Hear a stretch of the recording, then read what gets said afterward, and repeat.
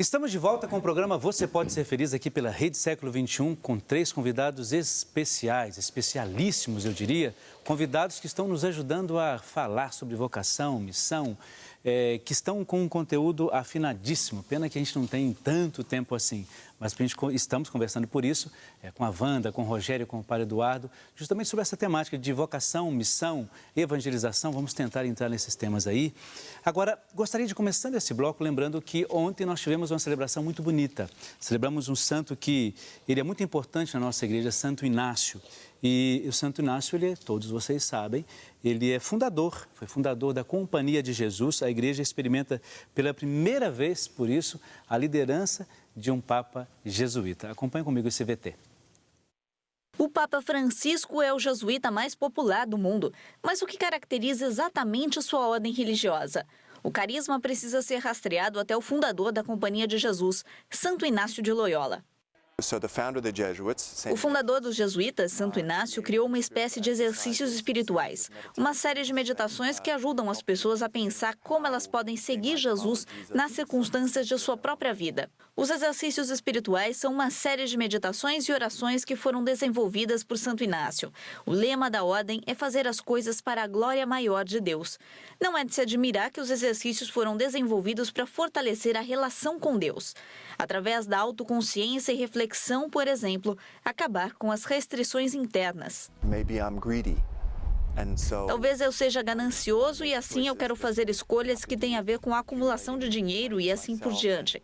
Ou talvez eu esteja ligado a meus próprios medos, como talvez a coisa certa ou a melhor a fazer agora seria tentar uma nova carreira. Ou para ter um pouco mais de riscos em termos de como eu falo com as pessoas sobre meus valores ou crenças religiosas. Mas porque eu estou ligado aos meus próprios medos ou parecer tolo, eu não sou livre o suficiente para fazer o que eu deveria fazer. Vemos o Papa refletir sobre esses mesmos ensinamentos, de abraçar um espírito missionário para deixar limitações autoimpostas com base no medo. Ele sempre diz que é melhor errar do que ter uma igreja fechada. Ma io vi dico, preferisco 1000 volte una chiesa incidentada e non una chiesa ammalata. Quando ele fala em ir para a fronteira e chegar aos outros, também pode-se chegar até a mentalidade dos jesuítas. Eles são conhecidos por serem educadores. Como missionários, os jesuítas foram os primeiros a evangelizar em partes da América Latina, Índia, África e Extremo Oriente. Mas não é apenas sobre ser um missionário em países distantes. Pode-se ser missionário em casa. Temos pessoas que estão alienadas da igreja, que realmente não tiveram muito contato com a religião. Eles não se importam com a religião. Então eu acho que a forma como o seu espírito se manifesta é o tipo de foco. Assim, quando o Papa diz que pensa como um jesuíta, mais do que provável é esse tipo de formação a que está se referindo. No dia da festa de Santo Inácio, os jesuítas celebram o legado do seu fundador, que deu forma ao primeiro Papa jesuíta. Quando a gente apresenta um VT como esse, quero lembrar a você o seguinte: o Padre Eduardo ele lança como método, eu diria de vida, mas também de trabalho, essa capacidade que todos nós temos de evangelizar, de ir em missão. Ele, por exemplo, o Padre Eduardo, encontra-se lá na Costa Rica, aquela questão, um velho sonho, não só dele, mas um sonho da própria igreja, de expandir cada vez mais a evangelização pelas mídias sociais. E, claro, isso é possível, a gente sabe, com a sua participação. Então, o Padre Eduardo está lá tentando viver cada vez mais plenamente essa questão da evangelização, levando a palavra de Deus, expandindo cada vez mais. Aliás, eu acho que se a gente não expande, não faz com que a palavra de Deus chegue a outras pessoas, não faz muito sentido ser uma pessoa vocacionada, né? Porque aquilo morre com a gente. Então você tem que expandir, você tem que levar. A vocação, eu acho que é um pouco disso, não é? De expandir. Quer dizer, se a palavra é de Deus, não tem como ela ficar em nós. Eu acho que a gente não Deus aguenta, não é isso? transborda. São Paulo falou, o amor de Deus está derramado nos nossos corações. Está mesmo, não é? Então, porque ele transborda. Se não fosse, não estaríamos aqui, de certa forma. Se for uma questão de vida... Exato. Agora, eu tinha falado com vocês sobre... eu queria ter falado no bloco anterior sobre a questão da missão, né? Por isso que eu digo que esse programa hoje tinha que se ter de meia-noite, por aí, mas senão, pelo menos assim a gente conversa um pouco mais, tem muito mais tempo. Mas antes de a gente entrar nessa questão da missão, sempre tem um antes, né? Vocês repararam que tem um antes de entrar naquela temática. Mas lembrar você que nós temos aqui 3 pessoas muito importantes para nós, e nós as convidamos e ficamos felizes que elas aceitaram. Está aqui a Wanda Conte. A Wanda Conte, ela trabalha com os leigos, né? Ela pertence não só à arquidiocese, na região, mas ao regional. Mas também ao regional. Então, a Wanda participa do Conselho Nacional dos Leigos. Aliás, o Conselho Nacional começa uma Assembleia Nacional hoje em Fortaleza. Ah, é? É. Que bom. E qual é a temática dessa Assembleia? É justamente ligado ao documento 107, que saiu de estudo, que, aliás, eu insisto que todos os leigos devem estudar e mandar emendas para a CNBB, sobre a missão do leigo, o papel do leigo na vida. Dentro do nosso... Nós temos que até pensar numa pauta de programa aqui para conversar sobre essa questão do leigo, porque a Wanda tem nos ajudado aqui, porque nós, padres, seminaristas, nós temos já, eu digo assim, algumas compreensões dessa questão do papel do leigo, mas ela diz sobre algumas mudanças de concepção e de olhar. E eu gostei do que ela disse, que ela diz, olha, o leigo não vai lá para substituir porque não tem padre, porque não tem seminarista. A gente tem que parar com essa ideia, e às vezes tem isso, não é? Não é um ministério de o padre não pôde ir... Não é um ministério de suplência. Exato. Boa lembrança. Não é um ministério de suplência, você vai colocar lá, suprir a necessidade de um padre, porque não tem. Mas ele tem uma função específica. Então, seria importante que a gente montar uma pauta para que você viesse nos ajudar. A gente vai entrar em contato com isso, né? E temos aqui também o Rogério. Ele está no 2º ano, né, de teologia? Isso, 2º ano de teologia. Estamos caminhando rumo ao sacerdócio, com a graça de Deus. E nessa realidade, desenvolvendo o trabalho na Basílica do Carmo. E estamos discernindo, conhecendo, conversando com as pessoas, sentindo a realidade. Na Basílica do Carmo faço parte, auxilio a pastora da catequese. Então, muitas das situações que nós estamos conversando aqui aparecem na realidade da catequese. É o jovem crismando que está se questionando, a meninada que está se questionando, e que a gente tem que ir aos poucos junto e pastoreando. Okay. Quanto tempo que você está no seminário? Tem quanto tempo? Eu, na Arquidiocese de Campinas, faz 3 anos. 3 anos. Okay. Padre José Eduardo, quanto tempo está na promoção vocacional? Padre José Eduardo, né, que está trabalhando com a promoção vocacional, quanto tempo mais? Quase 10 anos. Porque eu me lembro quando eu apresentava o programa Brasil Cristão aqui, na época que eu substituía a Maria do Rosário, eu convidei, foi um programa muito bom, porque você falava essa questão do papel, não só do promotor, mas também daquela pessoa que procura a promoção vocacional, né? Então, olha, eles estão mais do que devidamente reapresentados, porque nós já falamos deles antes, para você se situar nesta conversa que estamos tendo. Agora, pode falar. Pegando um gancho do que nós falávamos antes, por exemplo, não existe competição. Às vezes as pessoas falam assim, o Conselho de Leigos é um sindicato dos leigos contra os padres, não é? Mas não tem nem como pensar isso, Não existe competição, porque, por exemplo, cada vocação tem suas qualidades e sua especificidade. E nós dizemos sempre no Conselho de Leigos, quanto mais o leigo sabe o que é ser leigo, mais ele contribui para o seminarista, para o padre, para a religiosa. E vice-versa, e versa-vice. Claro. Então, é muito importante que cada um esteja consciente da sua vocação.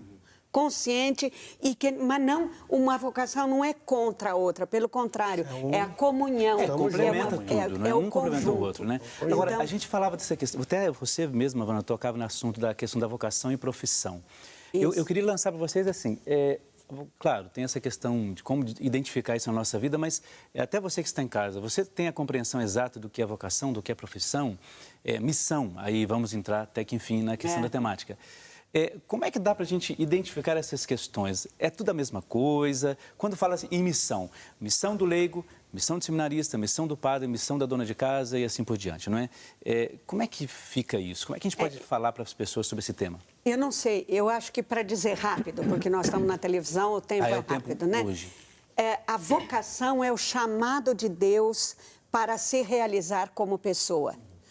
E para realizar esse chamado, ele tem uma missão. Agora, a nossa missão é comum, é anunciar Jesus Cristo, é anunciar o reino. É comum de todas as vocações. A missão é resposta. É resposta, justamente. Santa A missão Teresa, é a consequência. Santa Teresa d'Ávila vai falar, a vocação é chamado que clama uma resposta. Que é, E então, essa resposta missão. seria a missão. A missão. E, naturalmente, toda a igreja é missionária. Às vezes também a gente faz assim, vocações com a pastoral vocacional, missão com a comissão missionária. Não, toda a igreja é missionária. É um erro a missão da gente, é de não é? todos nós. E se nós olhamos o documento 100 agora, dos bispos Justamente. sobre a paróquia, o acento da missão é acolhimento. É sair que o Papa tem, o Papa uma igreja tem lembrado, de saída, uma igreja como que diz sai, o Papa. mas uma igreja que acolhe o outro, que recebe. Então, muda o acento, porque nossa ideia da missão é só ensinar, doutrinar, não se trata mais disso, né? A missão, ela se realiza no acolhimento do outro, nas suas circunstâncias.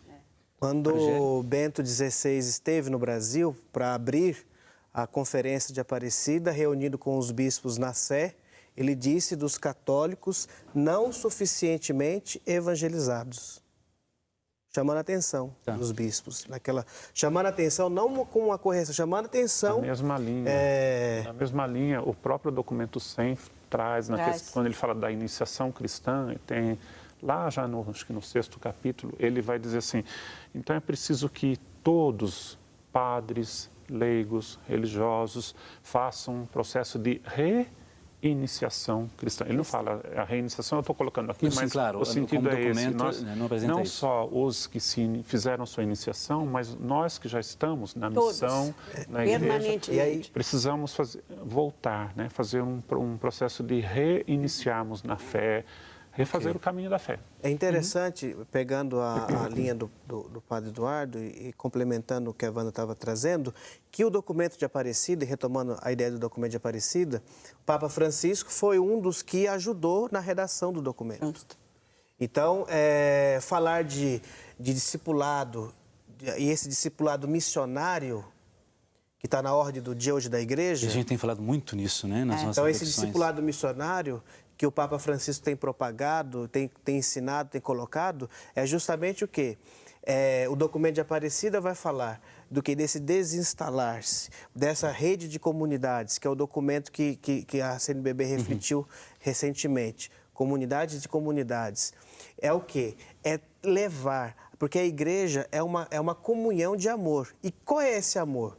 Qual é a base? A base é o ide e pregar o evangelho a toda criatura. E como que eu vou pregar o evangelho? Testemunhando. Como que eu vou testemunhar? Pegando e doutrinando a pessoa? Não, vivendo. Até nem funciona mais, viver, né? Viver. Como dizia a Beata, só para concluir, como dizia a Beata, a Madre Teresa de Calcutá, que vai dizer o seguinte, que para muitos, você, eu, o senhor, o padre, a Wanda Conte, e dentre tantos outros, vai ser aquele evangelho, vai ser o evangelho escrito. Então, é isso que nós temos que ter na nossa cabeça, essa dimensão da evangelização como ponte de missão. Muito bem. Olha, né? Você vai... Eu só vou passar para um outro quadro e daqui a pouco a gente volta, segura isso aí, que a gente vai voltar a falar sobre isso, porque nós temos um quadro aqui que é as fotos que as pessoas mandam. As pessoas são sócios evangelizadores, eles mandam, e a gente faz questão de mostrar pelo seguinte, aqui hoje, por exemplo, nós temos a Laci Maria Fernandes, de Cerro Largo, lá no Rio Grande do Sul. A Laci está aí, muito longe, você já está vendo a nossa querida irmã, ela mandou a foto e mandou, claro, junto com a foto, a carta com seus pedidos de oração, com as suas sugestões. E nós estamos aqui apresentando a sua irmã. Laci, que Deus te abençoe, muito obrigado, que Deus te ilumine cada vez mais, tá bom? E você continue sendo essa sócia fiel, não só Laci, como outras pessoas que você já começa a ver aí na sua tela. Pessoas de vários lugares do nosso país, várias cidades, que também sempre se organizam para viverem com a gente aqui esse momento de evangelização. Muito bem. Agora, eu falei no início do nosso programa que nós temos uma convidada muito especial que está na linha conosco e esta pessoa é a Amara Cordeiro Cavalcante, lá de Pernambuco. Bom dia, tudo bem? Tudo bem, bom dia. Olha, Deus te abençoe. De Escada, em Pernambuco, tudo bem aí? Olha, que bom que você está participando conosco. Eu fico muito feliz. Sabe uma coisa que eu digo, Amara? A gente está aqui de um lado, a pessoa às vezes está no Rio Grande do Sul, está lá em Pernambuco, no Nordeste, Norte, e o nosso coração está em sintonia, não é a distância que nos separa, isso é muito bom, não é? Com certeza. Que Deus te abençoe. Você participa de alguma paróquia aí, Amara? Da paróquia? Você participa de alguma paróquia? A paróquia. Isso, onde Nossa você... Senhora da Escada. Ah, tá. Nossa Senhora da Escada mesmo. O padre, a senhora sabe o nome do padre? Padre Valdir Que Bezerra. bom. Que bom. Olha, eu gostaria de saber de você, Amara, quais são as suas intenções e pelas quais você gostaria que nós rezássemos hoje? Olha, eu quero pedir oração pela minha família, né? Claro. Mas Pela minha família, por todos aí da século XXI. Muito obrigado. Pela uma sobrinha minha que sofreu um acidente, ela e o esposo está hospitalizado. Mas como que está o quadro deles? Está melhorando, mas foi para UTI, tudo isso, agora estão no quarto, né? Mas está em recuperação, mas vão ser operados ainda. Claro, vamos rezar por eles. Estou pedindo oração por eles. Tá bom. Mais algum outro pedido, mais alguma intenção? Estou pedindo pela saúde, o emprego para minha filha Núbia. Tá, tudo bem. Ok, olha só, nós gostaríamos de primeiro agradecer a você pela sua participação, viu, Amara? Agradecer mesmo, porque essa sua participação nos dá a felicidade de poder rezar por você e pedir que você também continue rezando por nós aí, tá bom? Senhor padre. Sim, claro. Eu sou daqui da Vila Baçoaçu, sou propagadora e trouxe a missa da Mãe Ensanguentada por duas vezes. Que bom, aqui. que bom. Oi. Que bom, parabéns, muito obrigado. Muito obrigado, viu? Muito obrigado. Olha, isso ajuda muita gente a confiar no trabalho nosso aqui, viu? E quando foi em fevereiro, está vindo novamente para a cidade, já agendado. Que bom, então você já faz mais parte da nossa família aqui. Que Deus te abençoe, viu? E te fortaleça sempre, viu? Para continuar nesse trabalho, tá bom? Tá bom. Então, olha, Amara, eu vou colocar diante de Deus as suas intenções, viu? Colocar os seus pedidos. Então, por isso, Senhor nosso Deus, nós vos apresentamos essa nossa irmã, que com toda a sua alegria, com toda a sua fé, ela nos apresenta todas essas intenções, né?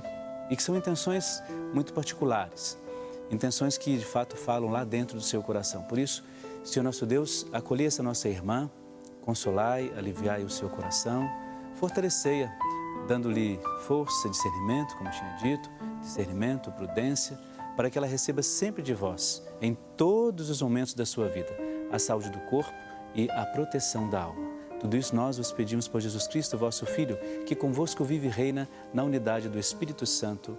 Amém. Em nome do Pai, do Filho e do Espírito Santo. Amém. Muito bem, nós temos um minutinho ainda. Eu gostaria de colocar as intenções desses outros nossos irmãos aqui, porque essas intenções falam muito alto, em meu coração, no seu coração também. A Lourdes Belaver Bergossa, ela é de Coronel Freitas, lá em Santa Catarina. Daniel dos Santos Oliveira, de Tremembé, aqui no interior de São Paulo. Ana Maria Silva de Souza, de Santana de Pirapama, em Minas Gerais. Zenita Pereira de Moraes Varela, de Urupema, em Santa Catarina. Aldenísia Cassimiro Nepomuceno, de Formiga, Minas Gerais. Auri Ribeiro de Souza, de Lebon Regis, em Santa Catarina. Como esses e tantas outras intenções que nós temos aqui, e vamos tentar lê-las até o final do nosso programa, com a graça de Deus, quero lembrar que nós temos agora o sorteio a ser feito de mais 4 pessoas que vão receber o kit São Bento. Vamos ver, primeira pessoa, que é a sorteada, aliás, Maria Dionila de Queiroz, de Caruaru, lá em Pernambuco. Parabéns, Maria.